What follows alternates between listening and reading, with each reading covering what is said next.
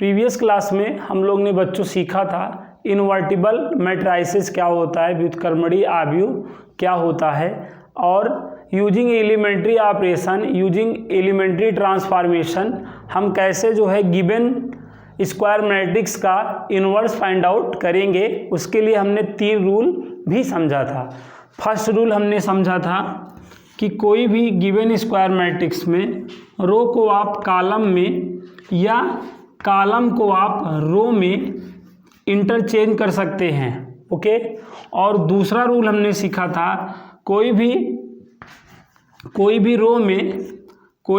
रो या कॉलम में ना एक नॉन जीरो नंबर्स का हम मल्टीप्लाई ना करके भी फर्स्ट मतलब रो में या कॉलम में क्या कर सकते हैं, रिटेन कर सकते हैं। ये चीज़ भी हम लोग ने सेकेंड रूल में समझा था। और थर्ड रूल वेरी इंपॉर्टेंट था, फर्स्ट रो में कुछ का मल्टीप्लाई कर दो, सेकेंड रो में कुछ नॉन जीरो नंबर का मल्टीप्लाई करके प्लस कर सकते हो, माइनस करके, चाहे आप R1 के प्लेस पे लिखो या चाहे आप R2 के प्लेस पे लिखो। तो ये सारे रूल हम लोग ने पढ़ रखा था। रो के लिए भी ये पॉसिबल है और कॉलम के लिए भी ये पॉसिबल है। तो ये 3 रूल हमने यूजिंग एलिमेंट्री ऑपरेशन ना find the inverse of matrices के लिए हम 3 रूल पढ़े हैं। ठीक है। रो को हम क्या कर सकते हैं बेटा, कॉलम में, और कॉलम को रो में चेंज कर सकते हैं। कोई भी रो में हम कोई भी नॉन जीरो नंबर का मल्टीप्लाई करके भी रो या कॉलम में रिटेन कर सकते हैं। और जो थर्ड वेरी इंपॉर्टेंट रूल है, ठीक है, फर्स्ट वाले रो में कुछ का मल्टीप्लाई, सेकंड वाले रो में कुछ का मल्टीप्लाई करके हम प्लस या माइनस कर सकते हैं, या फर्स्ट में ना मल्टीप्लाई करें, सेकंड वाले में कर लें, करके प्लस या माइनस कर सकते हैं। ठीक है। या दोनों में किसी का मल्टीप्लाई ना करें। ठीक है। वैसे ही सिंपली जो है हम ऐड या सब्ट्रैक्ट कर सकते हैं, रो के साथ भी कर सकते हैं और कॉलम के साथ भी। तो यूजिंग एलिमेंट्री ऑपरेशन में जो रूल सबसे ज़्यादा यूज होने वाला है वो रूल नंबर 3 है। ठीक है। तो आइए सीखते हैं कि यूजिंग एलिमेंट्री ऑपरेशन, ठीक है, how to find inverse of the matrix. ठीक है।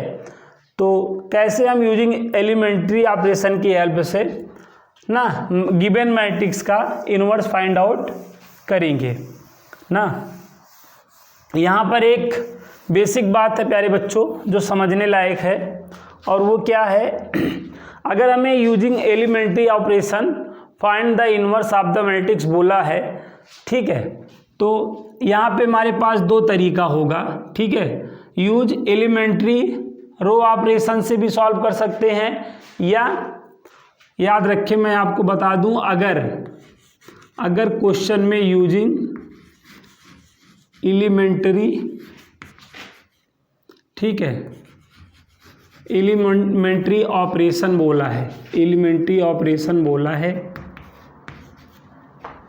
ठीक है, तो हम इसके लिए क्या कर सकते हैं, यूज एलिमेंट्री, ठीक है, रो ऑपरेशन कर सकते हैं, रो ऑपरेशन कर सकते हैं। ठीक है। रो ऑपरेशन कर सकते हैं। तो इस ऑपरेशन में क्या करना होता है बेटा, आपको A = IA लेट करना होता है, A = IA। ठीक है। तो अगर आप A = IA लेट करके करेंगे तब हमेशा रो का यूज करते हुए क्वेश्चन को सॉल्व करेंगे। ओके। और दूसरा यहाँ पे क्या हो सकता है, use elementary column. Okay. Column operation हो सकता है। तो कॉलम ऑपरेशन में आपको क्या लेट करना होता है, A = AI लेट करना होता है। अगर आप ये लेट करे हैं तो आप क्या यूज करेंगे, ओनली कॉलम यूज करेंगे। ठीक है। तो हमेशा याद रखिए, अगर आपको using elementary operation find the inverse of the matrices बोला है तो आपके पास 2 तरीके हैं। ना एलिमेंट्री रो ऑपरेशन का यूज कर सकते हैं और एलिमेंट्री कॉलम ऑपरेशन का यूज कर सकते हैं। अगर आप एलिमेंट्री रो ऑपरेशन यूज करेंगे तब आपको फर्स्ट ऑफ ऑल क्या लेट करना पड़ेगा, A equal to I A let करना पड़ेगा। और अगर एलिमेंट्री कॉलम ऑपरेशन यूज करेंगे तब आपको फर्स्ट ऑफ ऑल क्या लेट करना पड़ेगा, A equal to A I let करना पड़ेगा। तो ये चीज़ आपको प्यारे बच्चों ध्यान में रखना है। अगर यूजिंग एलिमेंट्री ऑपरेशन या using elementary transformation find the inverse of the matrices बोला है तो उसके लिए दो तरीके हैं, ठीक है। एलिमेंट्री रो ऑपरेशन या एलिमेंट्री रो ट्रांसफॉर्मेशन आप बोल सकते हो, या एलिमेंट्री कॉलम ट्रांसफॉर्मेशन या एलिमेंट्री कॉलम ऑपरेशन आप बोल सकते हो। तो इन दोनों में से चाहे आप इस तरीके से सॉल्व करो क्वेश्चन को, चाहे इस तरीके से सॉल्व करो। अगर एलिमेंट्री रो ऑपरेशन यूज करोगे तो ये लेट करना पड़ेगा, और अगर एलिमेंट्री कॉलम ऑपरेशन करोगे तो ये लेट करना पड़ेगा। ये लेट करोगे तो रो लेते हुए सॉल्व करोगे क्वेश्चन को, और ये लेट करोगे तो क्वेश्चन को कॉलम टेकन करते हुए सॉल्व करोगे, ठीक है। लेकिन कभी कभार बेटा क्या कह देगा, using elementary row operation, using elementary row operation find the inverse of the matrix, तब आप केवल यही यूज कर सकते हैं, ये वाला तरीका आप नहीं यूज कर सकते हैं, ध्यान रखिएगा ना। और कभी कभार बोल देगा यूजिंग एलिमेंट्री कॉलम ऑपरेशन, तब प्यारे बच्चों केवल आप यही लेट करेंगे, आप इसको नहीं लेट कर पाएंगे, ये याद रखिएगा, ठीक है। लेकिन अगर ये बोला है यूजिंग एलिमेंट्री ऑपरेशन तो चाहे आप रो वाला तरीका अप्लाई करिए, चाहे आप कॉलम वाला तरीका अप्लाई करिए। लेकिन अगर ये क्वेश्चन में इंडिविजुअल ये बोल दिया है कि यूजिंग एलिमेंट्री रो ऑपरेशन, तब आप इसी तरीके को यूज कर सकते हैं, इसको नहीं यूज कर सकते। और अगर यूजिंग एलिमेंट्री कॉलम ऑपरेशन बोल दिया है तो आप इसको यूज करेंगे, उसको यूज नहीं करेंगे। जनरली एनसीईआरटी में जो क्वेश्चंस आपको मिलेंगे वहाँ पे बोला है यूजिंग एलिमेंट्री ऑपरेशन, तो वहाँ पे आप स्वतंत्र हैं, चाहे आप ये तरीका यूज करें चाहे आप ये तरीका। लेकिन अगर आप साइड बुक देखेंगे तो वहाँ पे आपको ये भी बोल दिया है यूज एलिमेंट्री रो ऑपरेशन, ठीक है। तो वहाँ पे खबरदार कर दिया है कि भाई आप रो का ही यूज करते हुए करिए, ठीक है, इसका आप यूज नहीं कर सकते हैं। लेकिन जब आपको ये बोला है तो आप कोई भी तरीका यूज कर सकते हैं, चाहे आप ये वाला तरीका यूज करें चाहे ये वाला। तो अभी एनसीईआरटी एक्सरसाइज 3.4 में जो आपको क्वेश्चंस करने हैं ना, यूजिंग एलिमेंट्री ऑपरेशन ना find the inverse of the matrix करना है, तो चाहे आप ये तरीका यूज करिएगा चाहे ये तरीका यूज करिएगा। मैं आपको दोनों तरीके से सॉल्व करके दिखाऊंगा, एक बार इस तरीके से सॉल्व करूंगा क्वेश्चन को और एक बार इस तरीके से सॉल्व करूंगा, ताकि दोनों तरीकों में आपकी अंडरस्टैंडिंग बने। और जब कभी भी यूजिंग एलिमेंट्री रो ऑपरेशन बोल दे तो आप इस तरीके से कर लीजिए, और जब कभी भी यूजिंग एलिमेंट्री कॉलम ऑपरेशन बोल दे तो आप इस तरीके से क्वेश्चन को कर लीजिए। तो मैं आपको हर क्वेश्चन को इन दोनों मेथडों से सॉल्व कराऊंगा, ताकि हर क्वेश्चनों के साथ इन दोनों मेथडों की आपकी प्रैक्टिस बन सके। तो आइए आपको मैं पहला क्वेश्चन समझाता हूं। तो हमारा पहला क्वेश्चन क्या है, देखिएगा, एनसीईआरटी एक्सरसाइज का ये सेकंड क्वेश्चन है। इसको मैं दोनों तरीके से सॉल्व करूंगा, एक बार रो ऑपरेशन का यूज करके सॉल्व करूंगा और एक बार कॉलम ऑपरेशन का यूज करके क्वेश्चन को सॉल्व करूंगा। तो आइए सबसे पहले हम रो ऑपरेशन का यूज करते हुए गिवन क्वेश्चन को सॉल्व करें। तो बेटा यहाँ पे देखिए, अभी हम यहाँ पे तरीका क्या यूज करने वाले हैं, use elementary okay row operation use करने जा रहे हैं। रो ऑपरेशन, ध्यान दीजिएगा, रो ऑपरेशन, इसको हम पंक्ति बोलते हैं। पंक्ति संक्रिया का यूज करके हम दिए गए आव्यूह का व्युत्क्रम आव्यूह ज्ञात करने चल रहे हैं, प्रतिलोम ज्ञात करने चल रहे हैं। तो रो ऑपरेशन के लिए क्या करना होता है बेटा, क्या लेट करना होता है, फर्स्ट ऑफ ऑल आपको ये लेट करना होता है, A equal to I A let करना होता है। क्या लेट करना होता है, A equal to I A let करना होता है। लेफ्ट साइड, ध्यान दें, लेफ्ट साइड हमें गिवन मैट्रिक्स की वैल्यू रखनी होती है, और यहाँ पे राइट साइड देखिए ये आइडेंटिटी मैट्रिक्स है, आइडेंटिटी मैट्रिक्स, और राइट साइड वाला ए जो है नोट होता चलता है। ये चीज़ आपको हमेशा ध्यान में रखना पड़ेगा बेटा। आप हमेशा A=I लेट करेंगे कब? जब रो ऑपरेशन का यूज करते हुए क्वेश्चन को सॉल्व करेंगे। तो लेफ्ट साइड आप गिवन मैट्रिक्स की वैल्यू रखेंगे, राइट साइड जो आई है आप आइडेंटिटी मैट्रिक्स की वैल्यू रख देंगे, और राइट साइड जो ए है ऐसे नोट होता चलेगा। ठीक है, तो यहाँ पे गिवन स्क्वायर मैट्रिक्स की वैल्यू रख दीजिए, देखिए। ठीक है, और यहाँ पे गिवन आपको देखो गिवन स्क्वायर मैट्रिक्स 2×2 ऑर्डर का है, तो आपको आइडेंटिटी मैट्रिक्स 2×2 ऑर्डर का लेना है, देखिए ये। ठीक है, तो आई होप ये 2 स्टेप आप लोगों को समझ में आए होंगे। और यहाँ पे करना क्या होता है, ये जो गिवन स्क्वायर मैट्रिक्स है ना, गिवन स्क्वायर मैट्रिक्स को यस बच्चों आइडेंटिटी मैट्रिक्स बनाना होता है। ठीक है, यूजिंग एलिमेंट्री रो ऑपरेशन या यूजिंग एलिमेंट्री कॉलम ऑपरेशन द्वारा गिवन क्वेश्चन का इनवर्स फाइंड करने के लिए यस बच्चों आपको करना क्या होता है, गिवन स्क्वायर मैट्रिक्स को आइडेंटिटी मैट्रिक्स बनाना होता है। तो इसके लिए आपको स्टेप ए क्या करना पड़ता है, 1 लाना पड़ता है, और स्टेप बी 0 लाना पड़ता है, स्टेप सी आपको 1 लाना पड़ता है, और स्टेप डी आपको क्या लाना पड़ता है, 0 लाना पड़ता है। ठीक है, तो अब यहाँ पे देखें आप फर्स्ट ऑफ ऑल क्या करेंगे, स्टेप ए लाएंगे।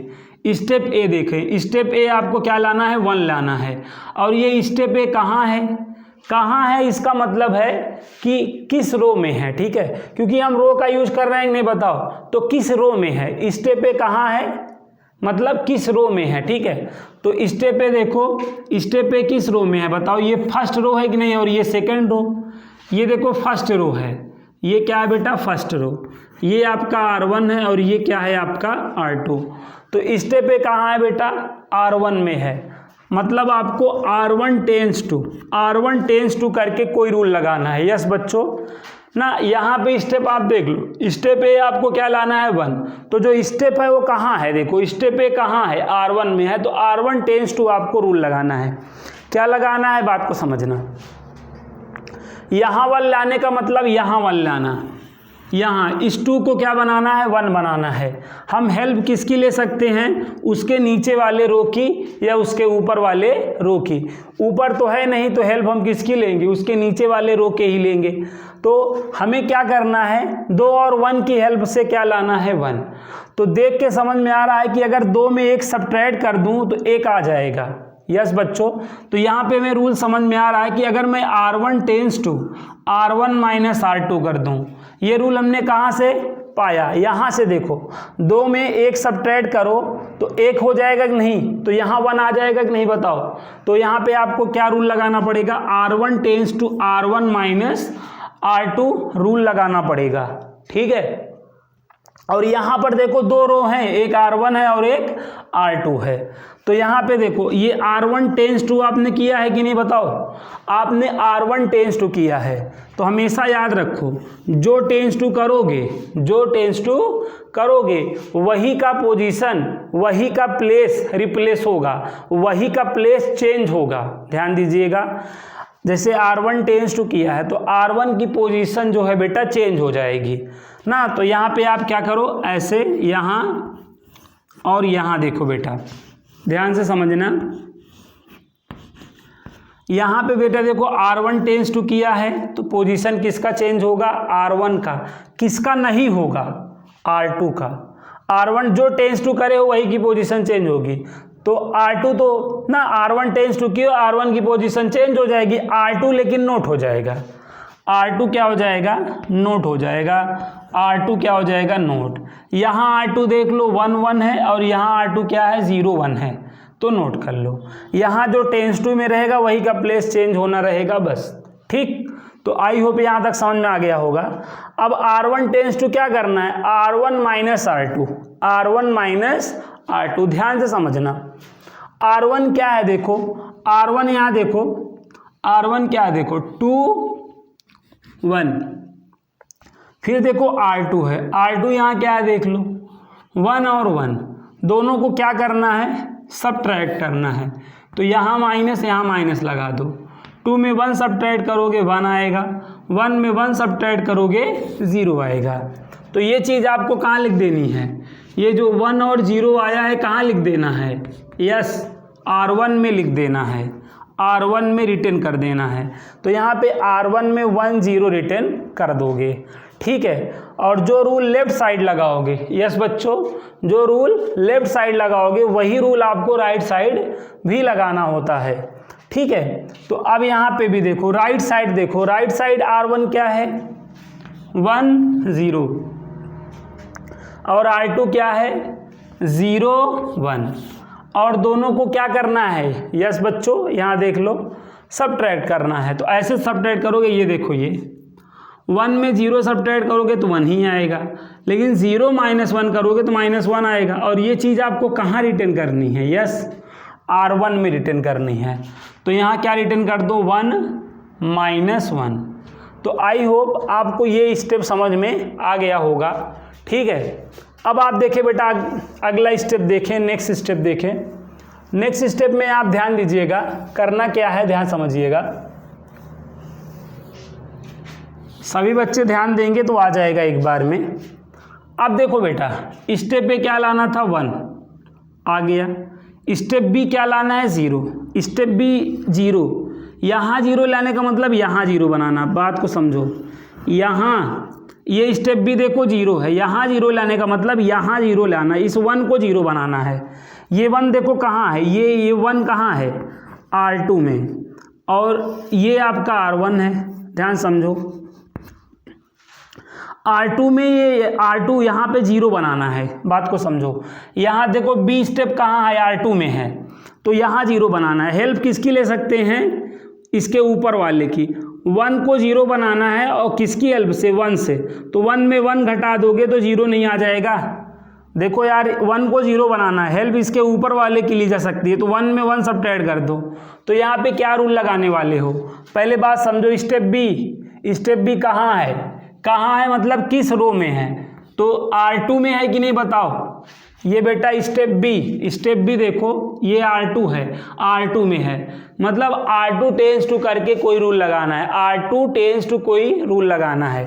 तो R2 टेंस टू क्या रूल लगाना है, R2 में R1 को सब्ट्रैक्ट कर दो, क्योंकि 1 में 1 को सब्ट्रैक्ट करोगे तो 0 बनेगा। That means R2 tense to क्या करना है, R2 tense to R2 minus R1 करना है, ठीक है।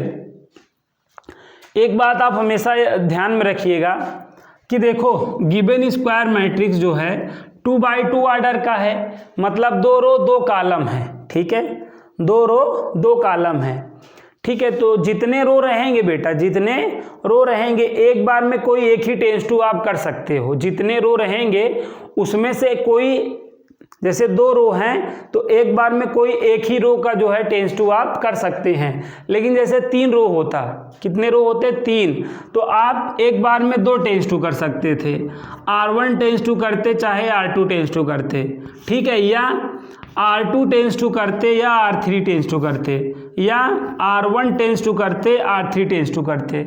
जब 3 रो होता तब 3 रो होने पर एक बार में, ठीक है, नंबर ऑफ रोज या नंबर ऑफ कॉलम्स जितने होंगे उससे एक कम एक बार में टेंस टू किया जा सकता है। ये बात आप याद रखिएगा।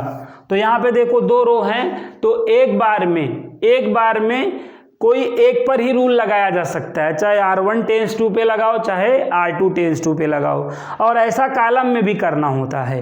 अब चूंकि रो का यूज करते हुए कर रहे हो तो कॉलम को आप नहीं यूज करोगे, और कॉलम को यूज करते हुए करते रहोगे तो रो का यूज नहीं करेंगे। ये बात आप ध्यान रखेंगे। हाँ तो देखिए R2 टेंस टू क्या करना है, R2 माइनस R1। यहाँ पे पोजीशन किसकी चेंज होगी, R2 की। जो टेंस टू रहेगा, देखो R2 टेंस टू कर रहे हो तो टेंस टू के पहले जो रहेगा वही की पोजीशन चेंज होने होती है और अगला वाला नोट हो जाना होता है।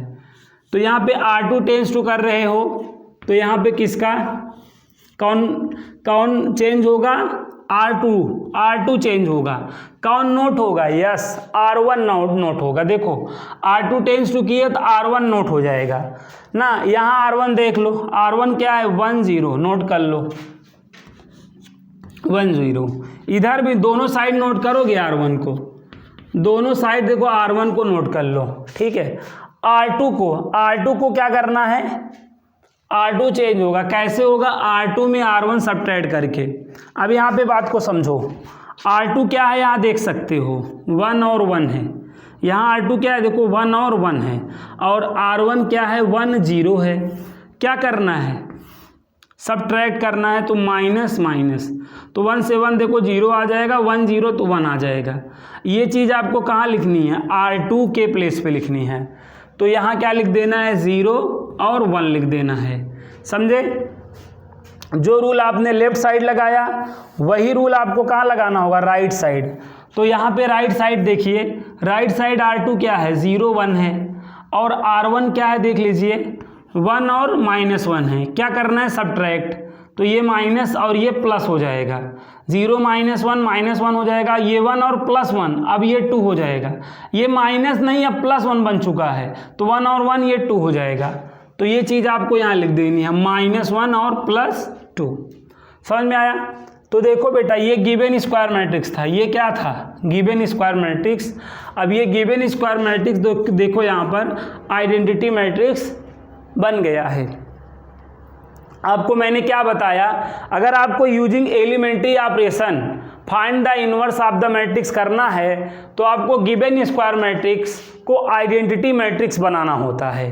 ये देखो आपका गिवन स्क्वायर मैट्रिक्स था, ये आपका आइडेंटिटी मैट्रिक्स बन चुका है, मतलब ये आई हो चुका है, और ये आपका कोई अदर स्क्वायर मैट्रिक्स बी हो चुका है, बाकी ये ए है।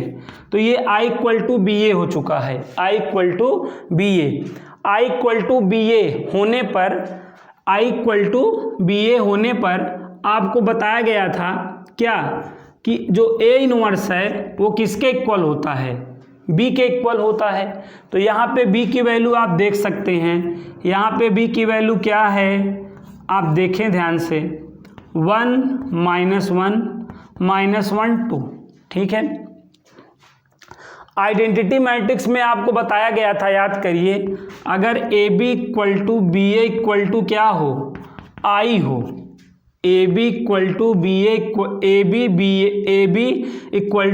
इक्वल टू अगर आई हो तो बी आपका क्या कहलाता है, इनवर्स कहलाता है। बी आपका इनवर्स कहलाता है, बी आपका इनवर्स कहलाता है किसका, ए का, और इसको आप A inverse equal to B से राइट करते हो। ये बात मैंने आपको इन्वर्टिबल मैट्राइसेस में बताया था, व्युत्क्रमणीय आव्यूह में बताया था।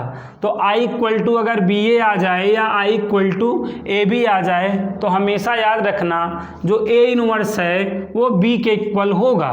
तो यहाँ पे A inverse equal to B करोगे, और बी कौन होगा, ये जो अदर स्क्वायर मैट्रिक्स यहाँ पे बना है, ठीक है। तो बी की वैल्यू आप यहाँ पे रख दोगे। आंसर का भी आप जो है बेटा यहाँ पे चेक कर सकते हो, ये आपका आंसर राइट आया है कि रॉन्ग आया है, इसका भी आप चेक कर सकते हो। कैसे चेक कर सकते हो, आंसर कैसे जो है, आंसर का यहाँ पे टेस्ट कैसे होगा, आंसर का, यस बच्चों, आंसर का क्वेश्चन से मल्टीप्लाई कर दो। जब आप आंसर का क्वेश्चन से मल्टीप्लाई कर दो और क्या आ जाए, आइडेंटिटी मैट्रिक्स आ जाए, जान लेना आपका आंसर एकदम सही है। यहाँ पे आंसर यही है बेटा, ये आंसर है। आंसर वाला मैट्रिक्स देखो क्या है, 1 -1 +2, और क्वेश्चन वाला मैट्रिक्स क्या है, ये है, क्या है देख लो, क्वेश्चन वाला मैट्रिक्स है 2 1 1 1। अब मल्टीप्लाई कर दो, अब यहाँ पे मल्टीप्लाई कर दो, देखो ऐसे मल्टीप्लाई करोगे, ऐसे तो करा जाएगा, 1 का 2 से करोगे 2 आएगा, -1 का +1 से करोगे -1, तो 2 -1, देखो यहाँ पे 1 आ गया कि नहीं। अब देखो फर्स्ट रो का फर्स्ट कॉलम से कर दिया, अब यहाँ करोगे, जब यहाँ करोगे 1 का 1 से करोगे 1, -1 का +1 से करोगे -1, तो 1 -1 देखो 0 हो गया कि नहीं। ऐसे यहाँ पे, यहाँ का ये फर्स्ट रो यहाँ पे करेगा, -2 + 2 देखो फिर से 0 आ गया, -1 +1 -1 और +2, तो देखो फिर से 1 आ गया कि नहीं, तो आइडेंटिटी मैट्रिक्स आ गया कि नहीं बच्चों। तो आपका आंसर एकदम सही है। तो ये मैंने क्या किया, using elementary operation find the inverse ना ऑफ द मैट्रिक्स मैंने किया। किसका यूज करते हुए, यूज एलिमेंट्री रो ऑपरेशन, ठीक है, रो ऑपरेशन का यूज करते हुए मैंने ना गिवन स्क्वायर मैट्रिक्स का क्या निकाला, यस बच्चों, इनवर्स निकाला। अब इसी क्वेश्चन को हम देखिएगा एक अगले तरीके से करेंगे, क्या, यूज एलिमेंट्री कॉलम ऑपरेशन। अब हम कॉलम ऑपरेशन का यूज करते हुए, ठीक है, यूजिंग एलिमेंट्री कॉलम ऑपरेशन इसको सॉल्व करेंगे, ठीक है। यस बच्चों, यहाँ पे हम दोनों में से कोई एक तरीका लगाएंगे, क्योंकि यूजिंग एलिमेंट्री ऑपरेशन बोला है, तो चाहे हम रो ऑपरेशन का यूज करके सॉल्व करें क्वेश्चन को, और चाहे कॉलम ऑपरेशन को यूज करके जो है क्वेश्चन को सॉल्व करें। तो आई होप आपको रो ऑपरेशन का यूज करके क्वेश्चन को कैसे सॉल्व करना है आपको अंडरस्टैंडिंग बनी होगी। अब आइए मैं आपको इसी क्वेश्चन को कॉलम ऑपरेशन का यूज करते हुए कराता हूँ, ठीक है। यहाँ पे देखो यूज, ठीक है, एलिमेंट्री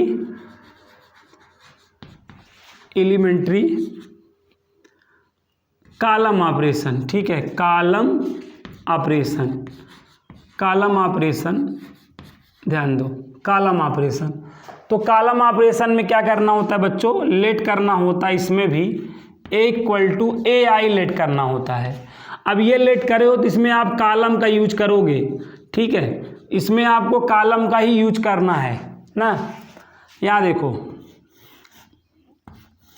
लेफ्ट साइड आपको गिवन स्क्वायर मैट्रिक्स की वैल्यू रख देनी है, राइट साइड वाला ये नोट होगा, जान ही गए हो, और आई के जगह आइडेंटिटी मैट्रिक्स की वैल्यू रखनी होती है, ठीक।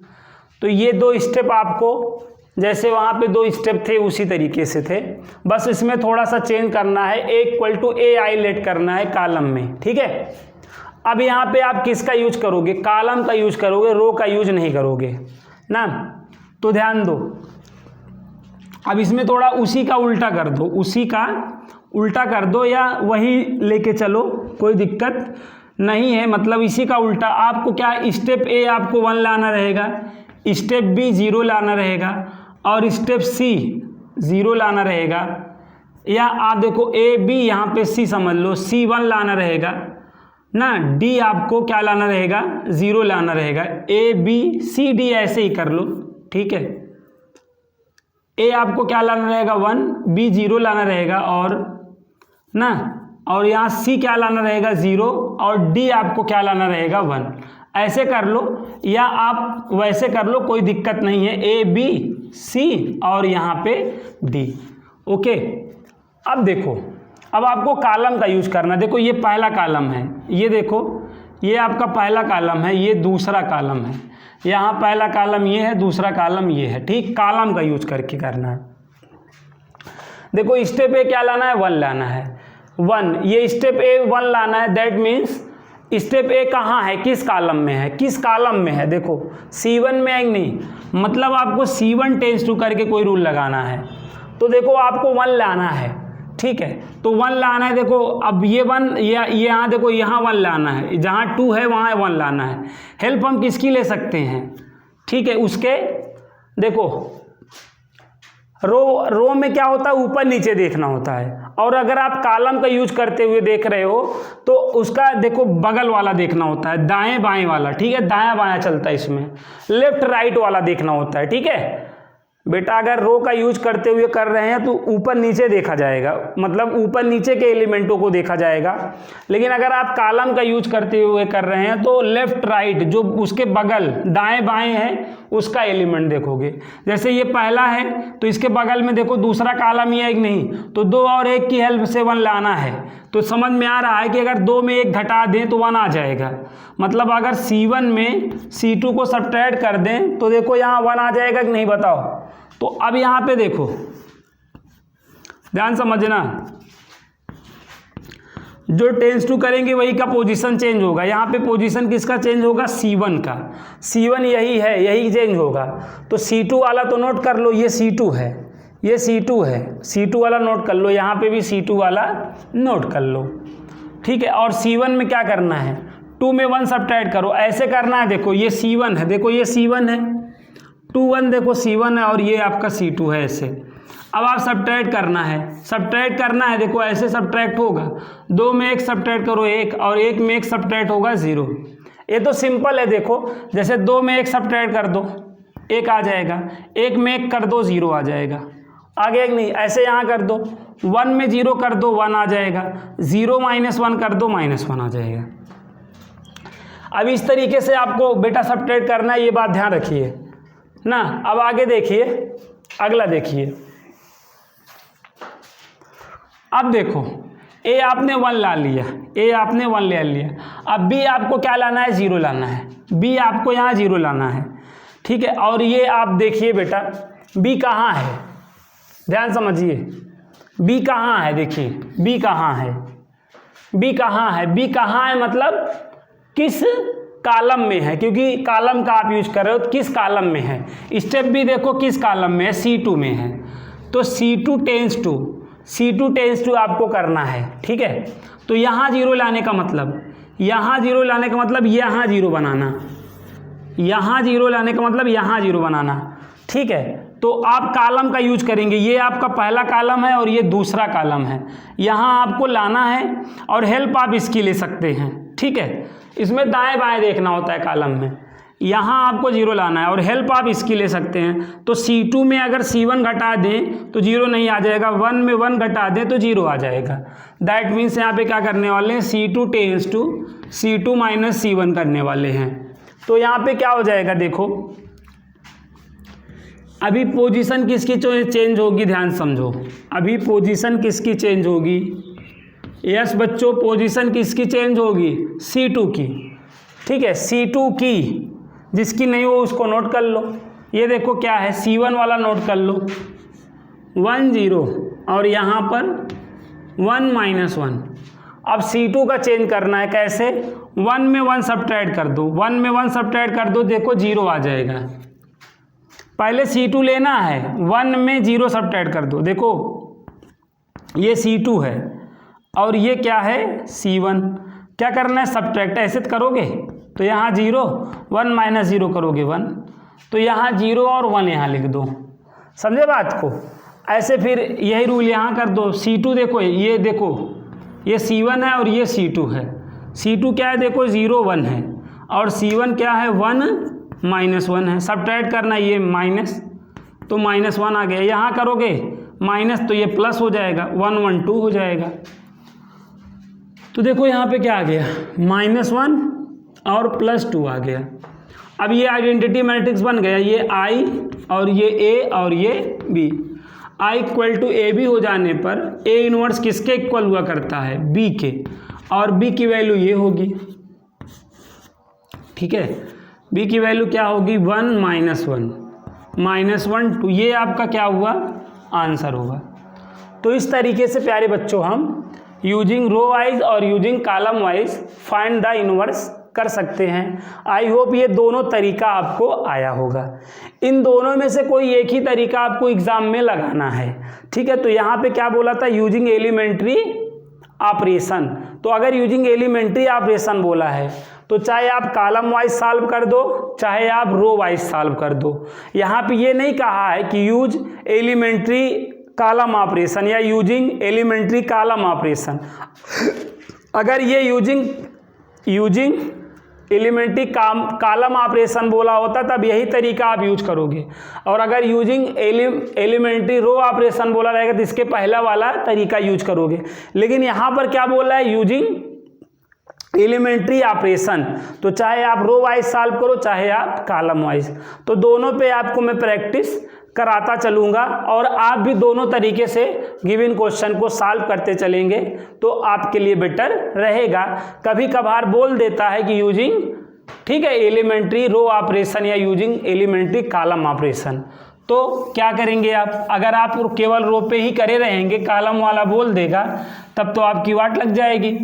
तो इसलिए प्यारे बच्चों आप दोनों तरीके जो है, दोनों तरीक़ों से क्वेश्चन को सॉल्व करते चलें, सीखते चलें। ठीक है।